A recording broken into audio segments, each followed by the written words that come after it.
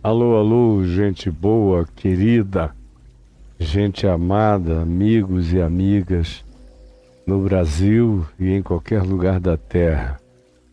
Nós estamos na sequência de Mateus, já há 2 anos e 4 meses, fazendo 2 anos e 5 meses.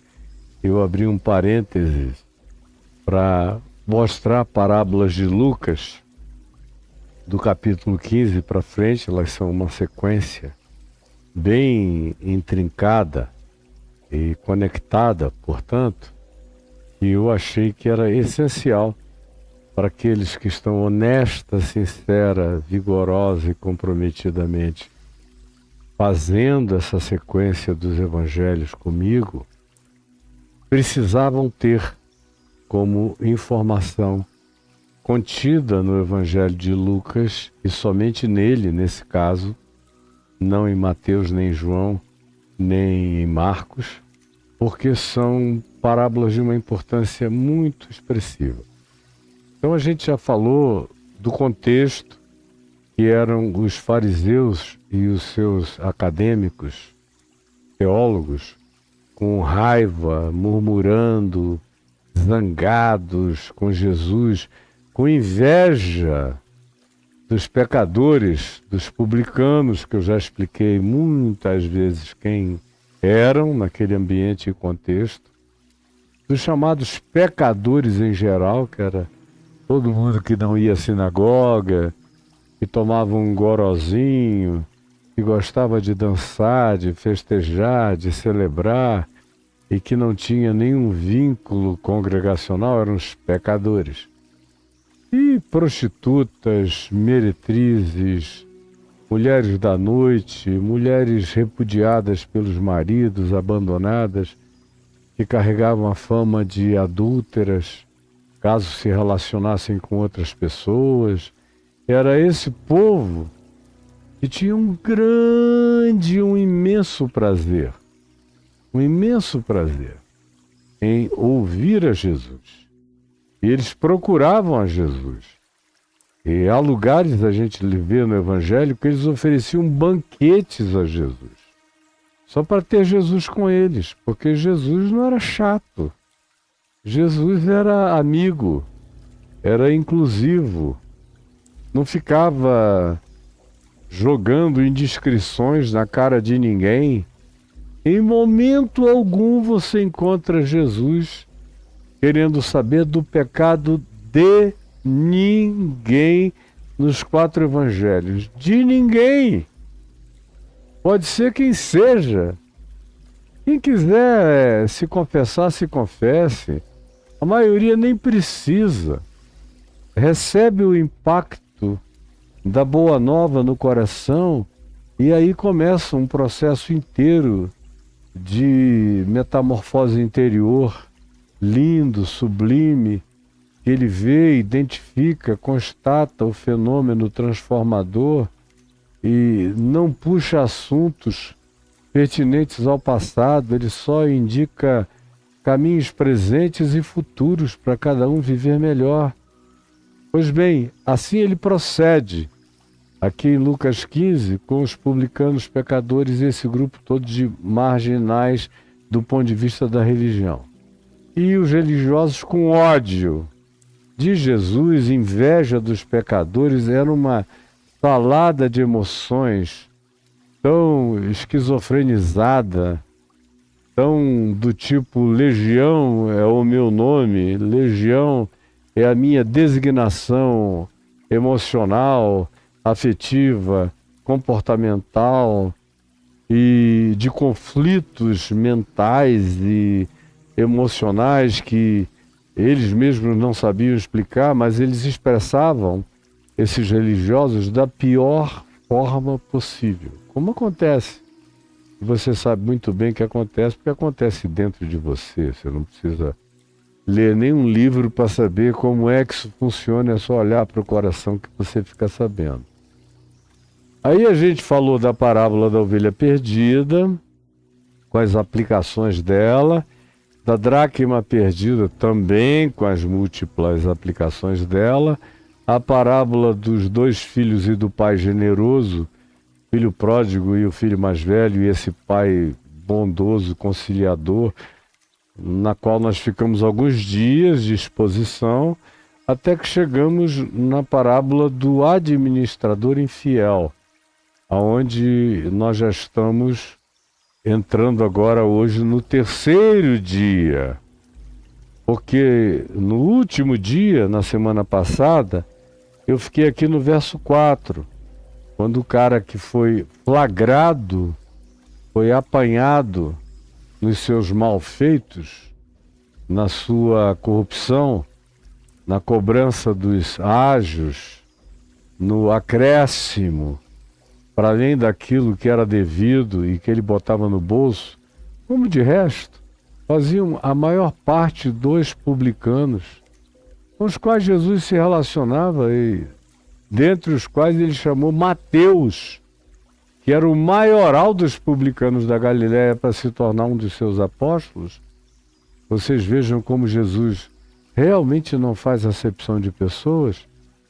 E agora aqui tem uma parábola específica que lida com essa condição do conflito existencial, psicológico e comportamental dos administradores, que aí cobre dos publicanos que faziam gestão de impostos, e a eles acrescentavam ágios superlativos, como também tem aplicação vinculada a toda e qualquer gestão equivocada que se faça.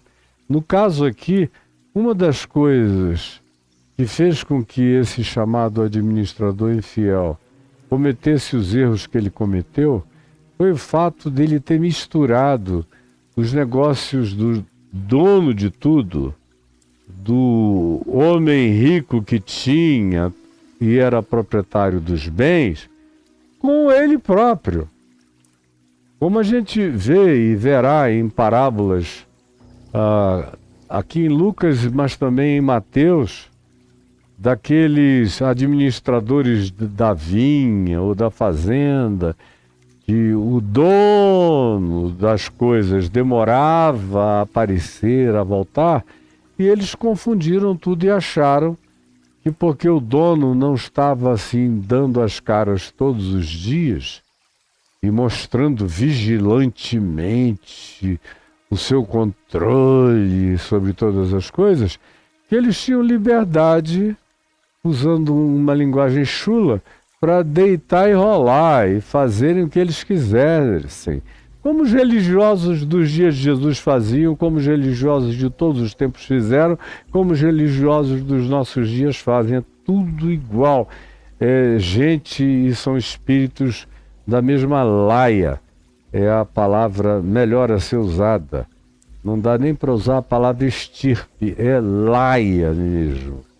É gente com deformações de caráter que vai adoecendo na manipulação dos outros, e como não sentem a mão pesada do dono de todas as coisas sobre eles, eles ficam achando, como diz o Salmo 50, que Deus é igual a eles, é um parceiro safado, cretino, corrupto, que se preocupa com alguma coisa universal em coisas macro manifestas, mas não está nem aí para o comportamento humano. É assim que todo mundo vive em volta. São os ateus maiores do país e de todos os países, são os pastores, os sacerdotes e os crentes. Não tenho a menor dúvida disso, porque são todos aqueles que tomam o nome de Deus em vão, que brincam com o nome de Deus, que manipulam o nome de Deus, que vendem o nome de Deus, que fazem negociatas com o nome de Deus, e vocês estão cansados de saber disso.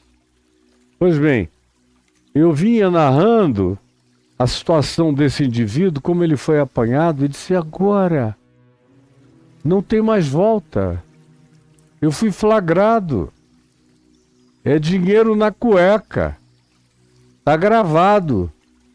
Eu não tenho saída. O que é que eu farei? Aí ele começa a avaliar as suas alternativas. Aí ele diz: mendigar ou trabalhar na terra foi a primeira alternativa. Eu não tenho vocação. Passei a vida trabalhando com contabilidade, as minhas mãos não têm calo, eu não aguentaria um dia de trabalho no campo, iria me arrebentar a lombar, a musculatura, iria me ferir tudo, não sei plantar, não sei cuidar, não sei colher. Eu fiquei dedicado às manobras contábeis, o tempo todo enriquecendo com base em falsificações numerais. Então, da agricultura e da terra, que era a primeira grande alternativa naqueles dias, no primeiro século, ele diz, eu não sei trabalhar com isso. A segunda alternativa era a mendicância. Aí ele diz, eu também não sei, eu tenho vergonha na cara. Eu não vou me fingir de pobre, andrajoso, maltrapilho, explorando a miséria e pedindo aos outros que tenham compaixão da minha miséria, enquanto eu vendo miserabilidades, ou carências, ou necessidades, para outros me ajudarem. Não, eu errei muito, mas pudor eu tenho, vergonha na cara ainda me restou. O que entre nós, nem isso sobrou. Mas nesse cara aqui, ele é ainda bem melhor do que os administradores infiéis, que são mais do que infiéis entre nós, são perversos, descrentes e acham que não tem contas nenhuma a apresentar diante de Deus. Por isso a situação deles é infinitamente mais grave. Mas no verso 4, eu disse a vocês na nossa última reunião, que ele disse, Eureka! Foi a palavra usada aqui no texto grego, é uma coisa equivalente a Eureka. Uau! Eureka! Já sei! Foi uma iluminação que bateu na cabeça dele. E ele disse, eu sei o que farei. E é, portanto, uma expressão de surpresa desse tipo. Eureka! Eu sei o que farei para que quando for demitido da administração, eu tenha pessoas gratas, amorosas, que tenham compaixão de mim e que me recebam nas suas casas, para que eu tenha aonde me cobrir, aonde dormir, aonde me alimentar. Então sei, eu vou trabalhar com o melhor da natureza humana. Pode ser que muita gente que é ruim e dura, e estranha e indiferente e impermeável e implacável, não sinta nada com as minhas ações. Mas no meio de 10, sempre tem alguns, 3, 4, que são mais humanos, são mais generosos, são mais compreensivos. E eu vou apostar tudo que eu tenho no melhor da resposta humana. Por mais que não venha de todos, mas virá de alguns. E esses alguns dos quais essa bondade virá, serão os mesmos que haverão de me socorrer. Essa é a lógica dele. Eles me receberão nas suas casas. Aí ele começa a atividade dele de semear graça. Porque preste atenção, Jesus disse, bem-aventurados os misericordiosos, porque eles alcançarão misericórdia. Jesus disse que se você age com compassividade, a compassividade visitará você. Se você trata com graça, com amor, a graça, como um bumerangue benfazejo e amoroso, volta em seu favor. Ou como diz o texto de Eclesiastes, no capítulo 11, no verso 1, quando afirma: lança o teu pão sobre as águas, porque depois de muitos dias tu o acharás. Porque assim como se diz, aquilo que o homem semear, isto também ceifará, esse mesmo princípio tem implicações para o bem e implicações para o mal. Se eu semeio o que é mal, eu vou colher corrupção, eu vou colher destruição, devastação, juízo sobre mim. É uma questão de tempo, mas eu colherei. Se eu semeio amor, graça, bondade, perdão, misericórdia, eu alcançarei misericórdia, bondade, perdão, se não de todos, mas suficientemente de alguns que não ficaram com o coração empedernido ainda, que ainda são gente e me darão uma resposta de gente.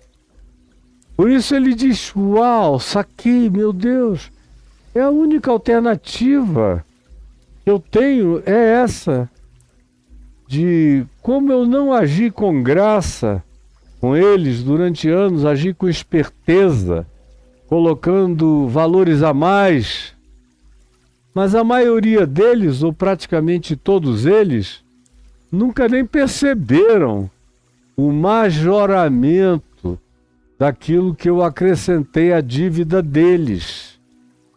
Então hoje eu não me sinto na obrigação de fazer uma explicação de tudo o que no curso dos anos eu fiz de equivocado, ou de errado, ou de deliberadamente pecaminoso contra eles.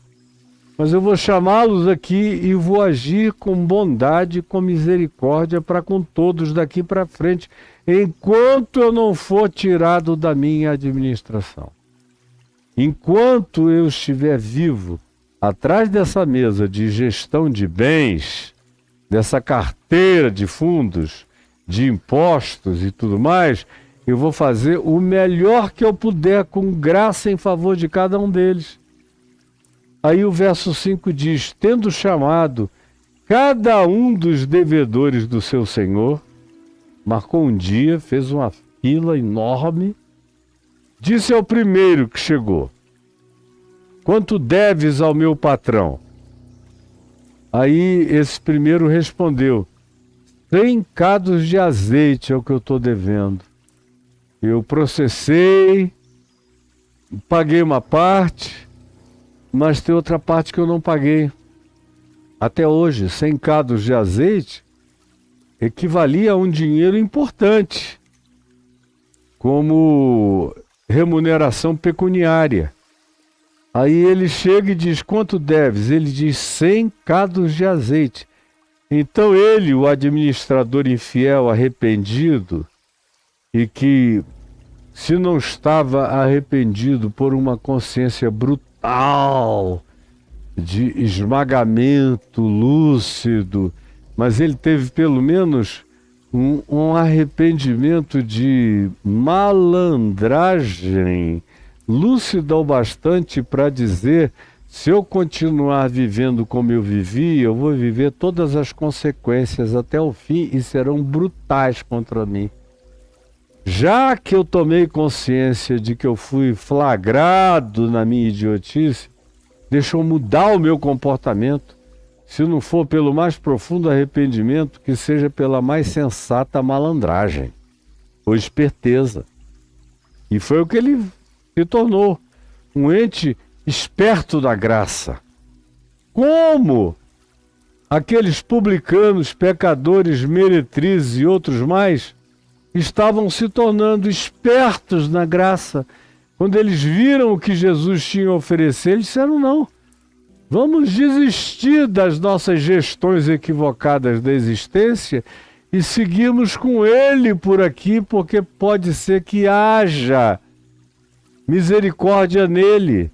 Se a gente disser: lembra-te de mim quando vieres no teu reino, Pode ser que ele diga: hoje mesmo estarás comigo no paraíso. A nós e a tantos quantos a ele se aproximem, porque parece que ele é desse tipo, e ele com certeza era desse tipo e continua a ser desse tipo. Então, ele chamou aquele primeiro que devia aquela quantidade grande de produtos e disse: olha, escreve aí 100 cados de azeite. Então disse: toma a tua conta, está aqui, assenta-te depressa, bem rápido, e escreve 50. Você devia 100, mas eu vou fazer um abatimento de 50%. Ele não estava dando prejuízo nenhum ao dono do azeite. Os 50% que ele tirou era a parte que ele, matreira, malandra e espertamente e corruptamente, acrescentava. Ele tirou o ágio dele e deixou só o que era devido ao seu dono, ao dono dos bens.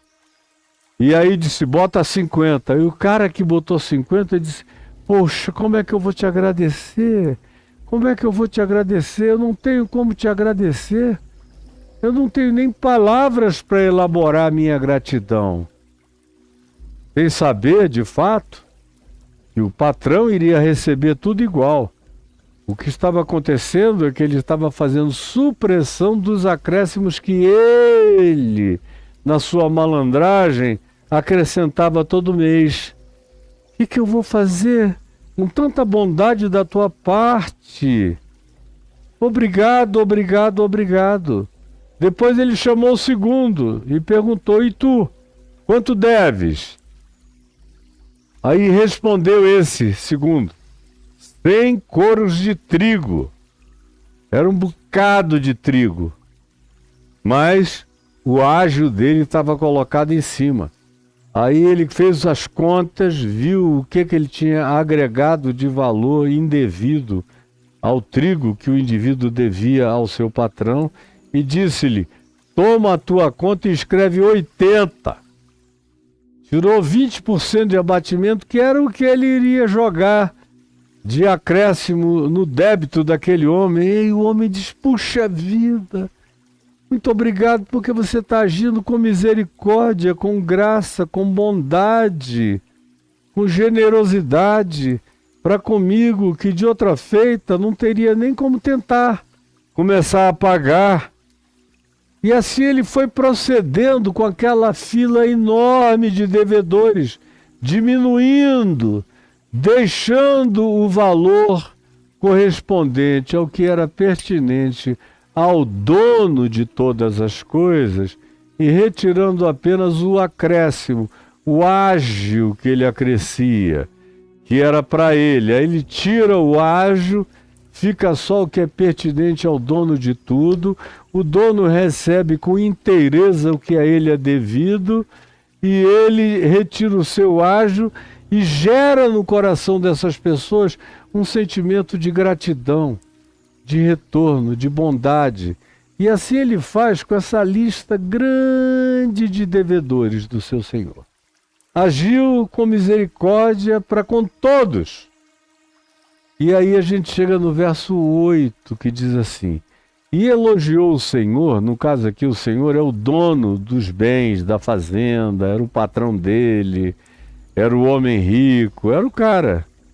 Elogiou o Senhor o administrador infiel, porque se houvera atiladamente, espertamente, sabiamente, quando ele sacou a jogada, disse: poxa, esse cara é esperto mesmo, porque acabou que eu recebi tudo o que me era devido e ele fez abatimento daquilo que ele acrescentava, mas ele comprou amizades sem preço. Quanto custa a gratidão de uma pessoa que foi ajudada por você algum dia? Quanto custa? Quanto custa a gratidão de alguém que foi ajudada por você algum dia? Todos nós somos, de um modo ou de outro, administradores infiéis. Todos nós, eu sou, você é, você é. Todo mundo é diante do Senhor administradores infiéis. Nenhum de nós é um mordomo absolutamente meticuloso na capacidade de prestar contas de todas as coisas. Cada um de nós tem as nossas falácias, os nossos flaws, as nossas imperfeições, os nossos pequenos gaps. Cada um de nós tem as suas fissuras. Cada um de nós que seja honesto, que se enxergue, sem medo da verdade, sabe que se não for objetivamente que se possa identificar a sua falsificação, a sua falta de inteireza total e absoluta, se não for exteriormente que se consiga fazer essa verificação, mas na subjetividade, nos ambientes interiores do coração, todo mundo sabe que acrescenta, que leva vantagem, que seduz, que faz alguma coisa, por menor que seja, por mais sutil que seja, ou por mais inconsciente que seja, porque você se tem acostumado, mas você sabe que no fundo do coração você é um daqueles todos que pecaram e carecem da glória de Deus, e não há exceção, e você incluído. Goste você disso ou não, você faz parte desses todos. Todos nós fazemos parte desses todos. E aí o dono de tudo, que aqui é uma figura de maneira arquetípica do Senhor de todas as coisas, é o dono de tudo, ao Senhor pertence a terra e tudo que nela se contém, o mundo e os que nele habitam. Ele olhou para esse indivíduo e ele falou: esse é um cara que na sua imperfeição age com inteligência, com sabedoria. Ele sabe que não tem como remendar, como curar os seus próprios buracos, os seus puimentos, as suas aberturas que mostram as suas vergonhas, ainda que de maneira sutil. E sendo realista com ele próprio, ele tomou a única decisão sensata. Quando você não consegue ser perfeito, e ninguém consegue ser perfeito, o que Jesus está ensinando é: seja pelo menos sábio, seja pelo menos sensato, pelo menos se enxergue, pelo menos na sua relatividade, busque dos males o menor, pelo menos diminua os agravos, pelo menos diminua as consequências, pelo menos diminua o prejuízo, pelo menos diminua o abismamento no qual, se você nele caísse, seria tragado para sempre. Crie pelo menos uma alternativa de sobrevivência mínima ante a implacabilidade do juízo e do prestar contas à existência, às leis da vida. E é Jesus que, usando a imagem dessa figura arquetípica do dono de todas essas coisas, chamado aqui no início de homem rico, elogia o administrador infiel. Porque na infidelidade dele, ele não foi um infiel burro até o fim. Ele não foi um recalcitrante na infidelidade dele. Há uma graça para aquele que na sua infidelidade cai em si. Como houve uma graça para o filho pródigo, que na sua infidelidade caiu em si. Há uma graça. Mas não há uma graça para o irmão mais velho do filho pródigo que nunca caiu em si. Há misericórdia para quem cai em si. Jesus não está propondo perfeição. Ele está dizendo: eu não vim buscar justos, perfeitinhos. Eu vim buscar pecadores ao arrependimento, a metanoia, a mudança de mente. E elogiou, portanto, o Senhor, o administrador infiel, porque se houver atiladamente, sabiamente, matreiramente, com o devido lugar de inteligência emocional para diminuir as implicações catastróficas que sobre ele recairiam. E aí há um acréscimo, que quem faz aqui é Jesus. Contando a parábola, ele diz: olha, o homem rico elogiou o cara. Agora, por que que ele elogiou? E agora aqui é um princípio que Jesus ensina. Porque os filhos do mundo, da sociedade humana, e aonde existem todo tipo de malandragens, de espertezas e de erros e de equívocos, os filhos do mundo são mais hábeis, são mais perceptivos, são mais inteligentes, são mais rápidos, são mais lógicos e objetivos nas decisões que precisam tomar para sua autopreservação no seu ambiente de vida e de sobrevivência. Sim, são mais hábeis na sua própria geração do que os filhos da luz. E aqui ele está fazendo uma alusão aos fariseus, aos seus escribas, que se auto-intitulavam filhos da luz, mas davam soco em ponta de faca até o fim.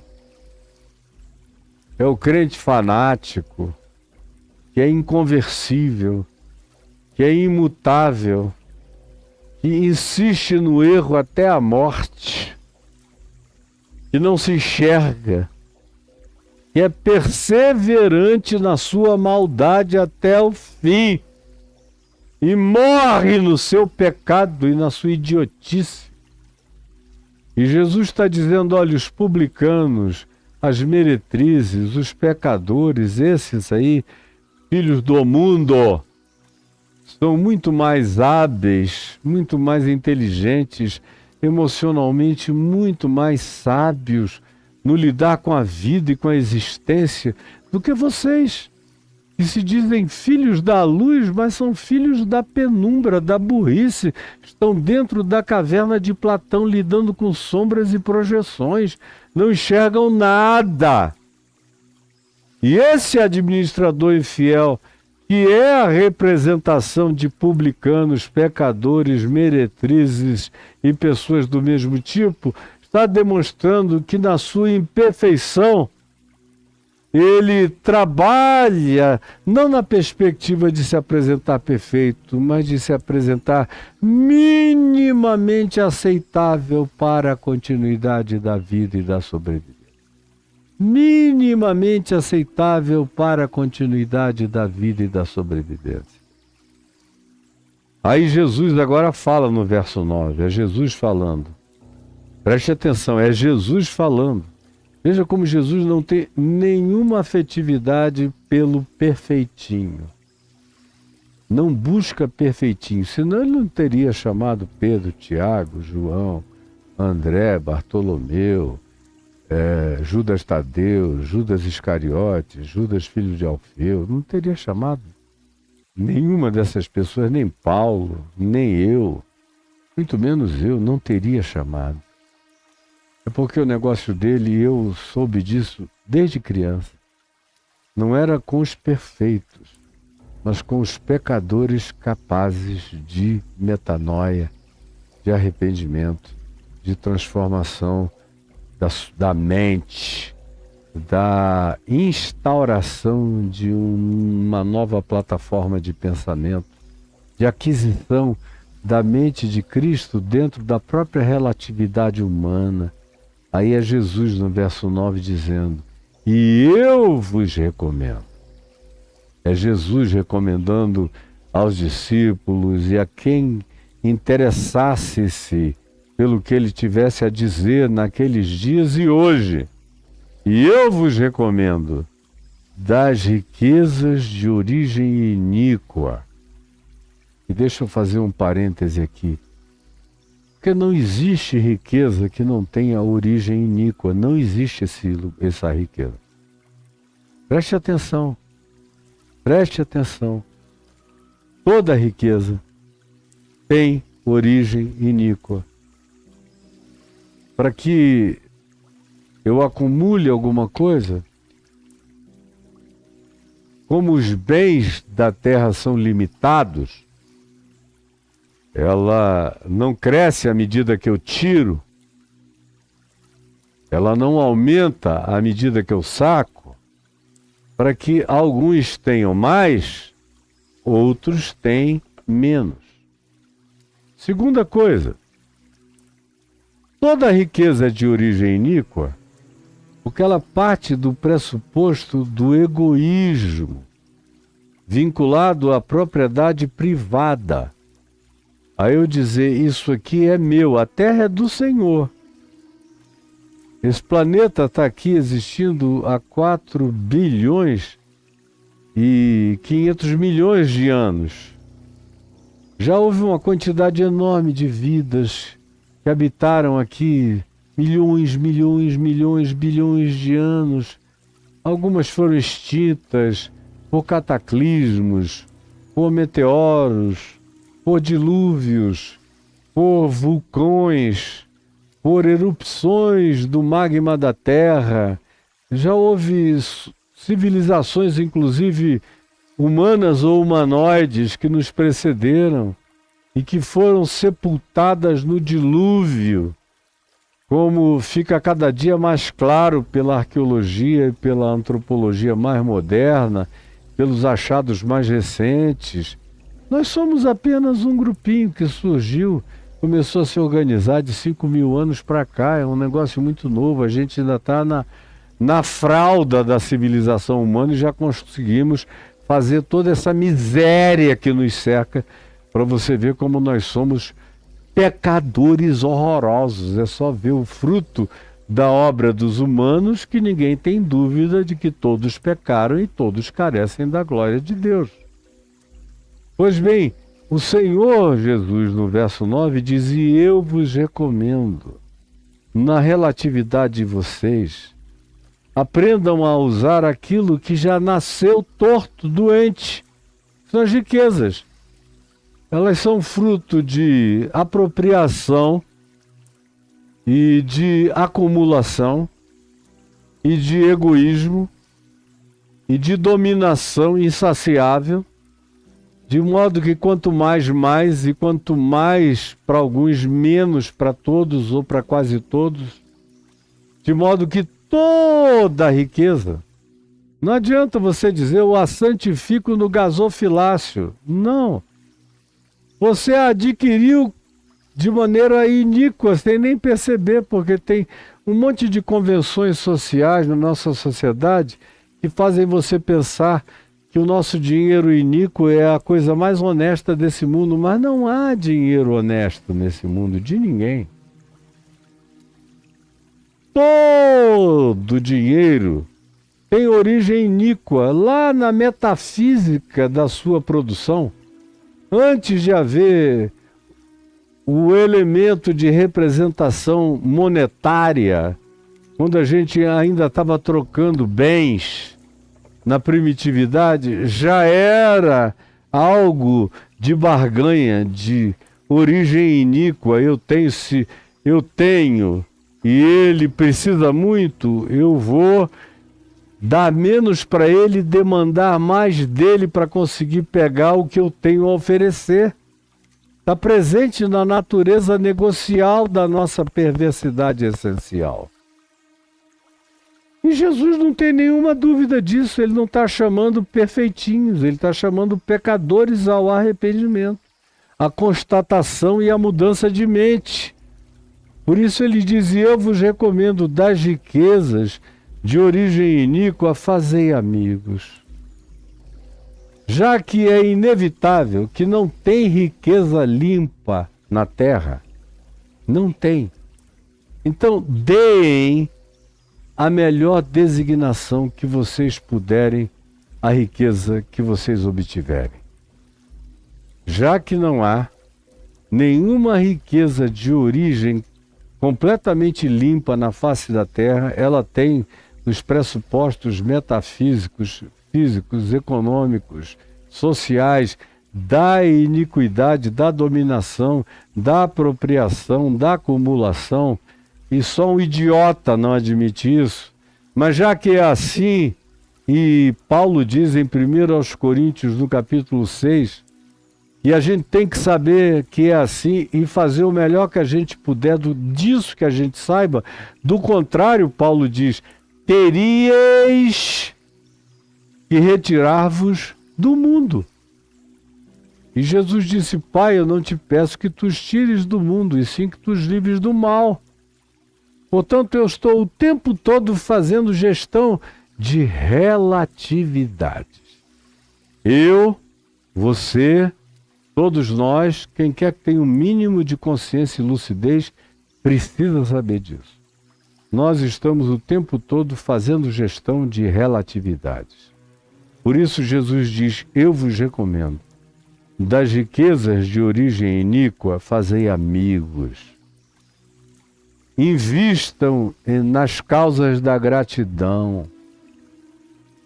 Coloquem bens, recursos, valores, propriedades como investimento na gratidão dos necessitados, dos endividados, dos carentes, dos empobrecidos, dos que não têm como atingir o objetivo e o alvo determinado.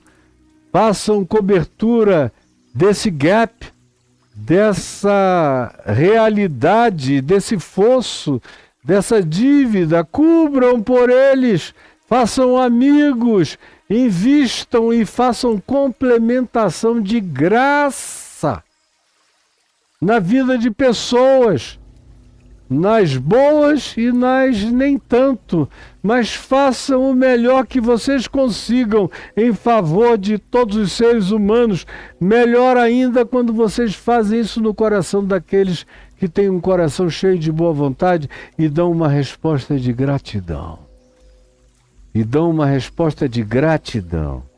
Nem todos darão, mas alguns darão. Portanto, das riquezas de origem iníqua fazei amigos, para que quando estas vos faltarem, e sempre faltam, chega uma hora que elas podem acabar por razões variadas. Falência, doença, ou um comportamento indevido que tire de você o equilíbrio econômico, financeiro, profissional que você sempre teve, ou a própria velhice, que na maioria quase absoluta das vezes é empobrecedora. Mas trate a todos os que você puder com essa generosidade que cobre os vazios, os gaps, as necessidades, que traz socorro. E bem-aventurados sejam aqueles de bom coração que, tendo gratidão, reconhecem a bondade que de você receberam e dão um retorno à altura. E aí vocês vão viver da troca de graça. Eu estou inventando isso aqui, é claro que não, é Jesus que está propondo. Agora, se você abrir na segunda epístola de Paulo aos Coríntios, no capítulo 8, você vai ler esse ciclo da graça vinculado a dinheiro. Eu ajo com graça, dando o meu dom, dando a minha vida, me entregando, como Paulo fazia, sem cobrar nada de ninguém, dando tudo, botando os bofes e as entranhas no altar da vida, ajudando as pessoas. Tinha gente ruim que passava e apedrejava ou não queria nada. Mas havia pessoas boas.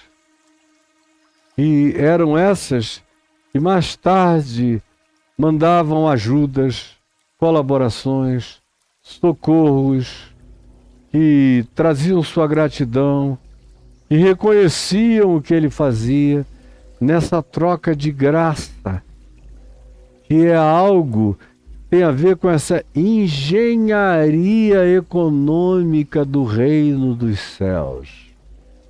É troca de graça. É o pão nosso de cada dia que ele nos dá hoje, mas ao mesmo tempo tem a ver com o perdão com o qual eu perdoo. E que na retribuição da misericórdia eu também sou perdoado porque perdoei. E Jesus disse: dai, e dar-se-vos-á, boa medida, recalcada, sacudida, transbordante, vos darão, sobejamente vos darão, assustadoramente vos darão, mas faça a sua parte, invista no que é bom. E em pessoas que de preferência tenham um coração grato, mas não faça exame de seleção, ajude aonde você vir necessidade.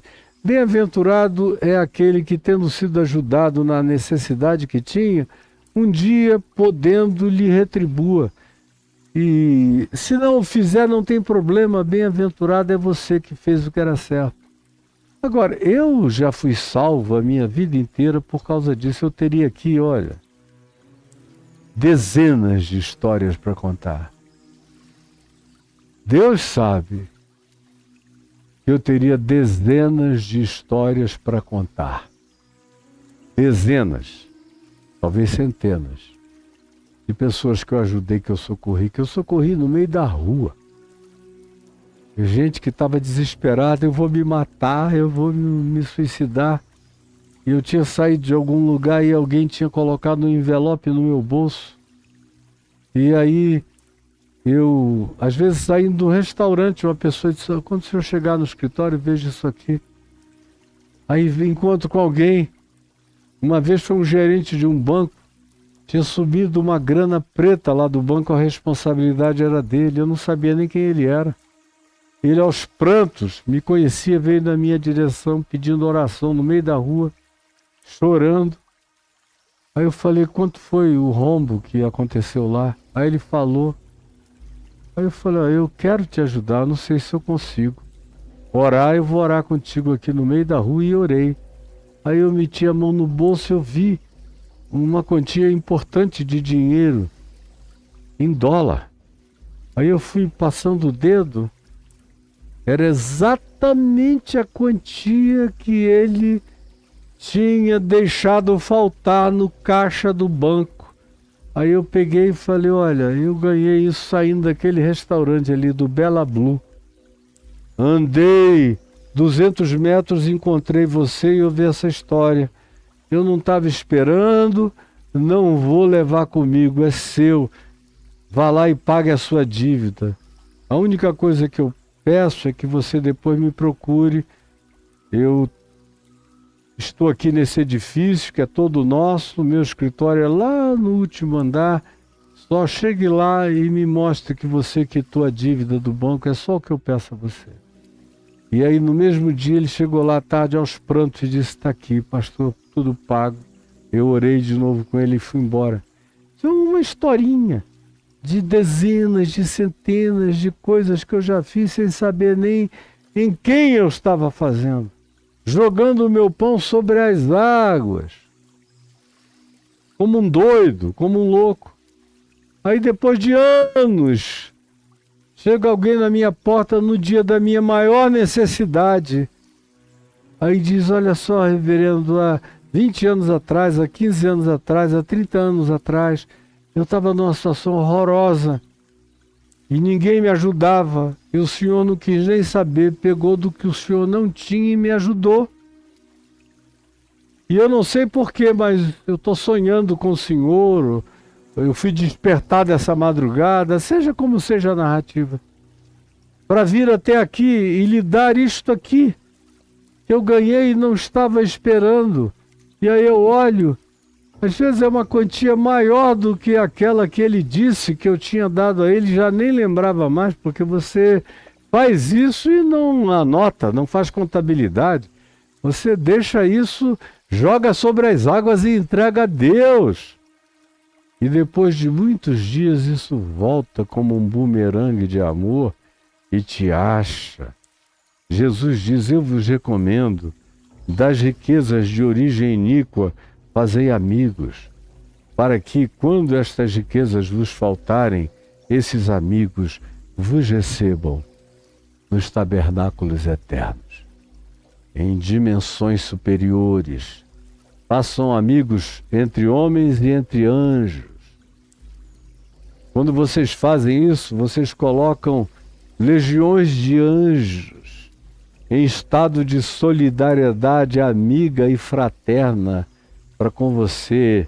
Esses anjos fazem parte daquela família acerca da qual Paulo fala em Efésios, de quem toma o nome toda a família, tanto nos céus quanto na terra.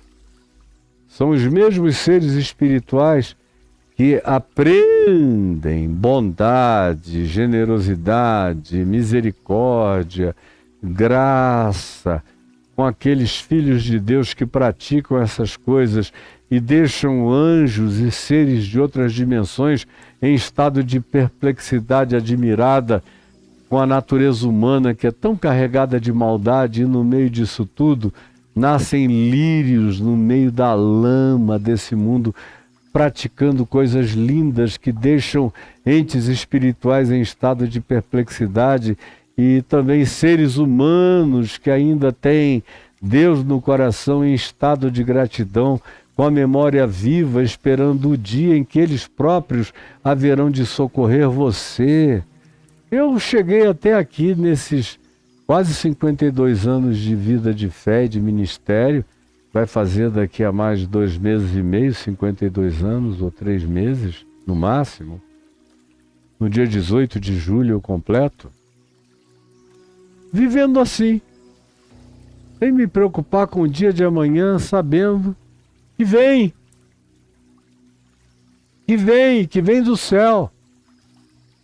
É um maná da bondade divina que cai sobre mim todos os dias, nunca deixou de cair, não deixará de cair, nem sobre mim, nem sobre os meus filhos, nem sobre os meus netos.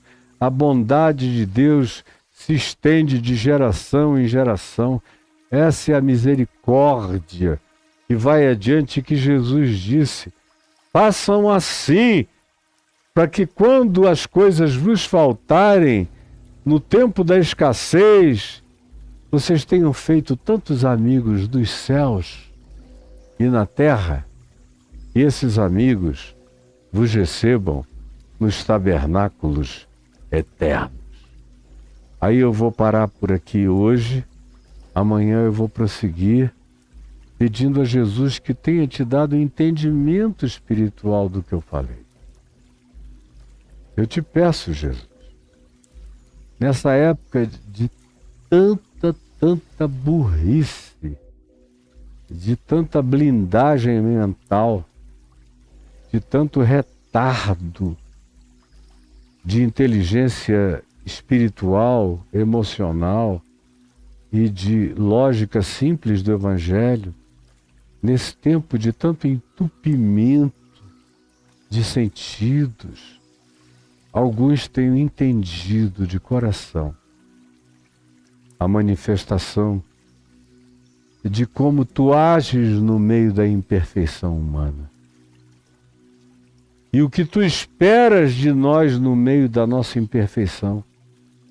No mínimo, uma sabedoria que reduz as implicações e os agravos dos nossos cometimentos a estados mínimos, que mereçam aplausos nos céus e na terra, porque no meio da nossa imperfeição nós encontramos um caminho de sabedoria, de sensatez, amparado, apoiado na graça, na bondade, na misericórdia, e fizemos isso pela fé, investindo no coração dos necessitados, na esperança de que um dia tua bondade faça esse bumerangue de amor nos alcançar outra vez em nosso próprio favor.